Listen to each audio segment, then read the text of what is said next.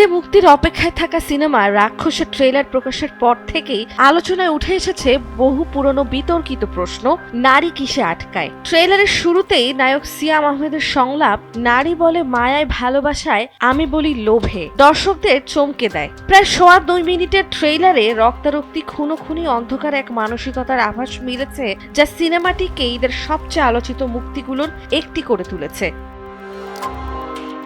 সিনেমাটি নির্মাণ করেছেন মেহেদী হাসান হৃদয়, যিনি এর আগে বরবাদ দিয়ে দর্শক মহলে আলোড়ন তুলেছিলেন। নতুন সিনেমা রাক্ষসেও তিনি তুলে ধরেছেন অন্ধকার সহিংসতা ও পাগলাটে প্রেমের এক ভয়ঙ্কর মিশেল, যা ট্রেইলারে স্পষ্টভাবে ফুটে উঠেছে। ট্রেলারের আরেকটি বড় চমক বরবাদ সিনেমার জনপ্রিয় চরিত্র জিল্লুর উপস্থিতি। একই নামে তাকে দেখা গেছে সিয়ামের সহ অভিনেতা হিসেবে। এক দৃশ্যে সিয়ামের মুখে শোনা যায়, এই জিল্লু খায়া দে, যা আগের সিনেমার জনপ্রিয় সংলাপের প্রতি ইঙ্গিত হিসেবে দর্শকদের কাছে বিশেষ আকর্ষণ তৈরি করেছে। এছাড়া সিনেমাটির আইটেম গানে অভিনয় করেছেন অভিনেত্রী নাটালিয়া জানোসেক, যিনি বলিউড ও হলিউডে কাজ করেছেন। নৃশংসতা, অন্ধকার প্রেম ও রহস্য ঘেরা চরিত্রে ভরপুর রাক্ষস তাই ঈদের সিনেমার তালিকায় ইতোমধ্যেই বাড়তি কৌতূহল তৈরি করেছে।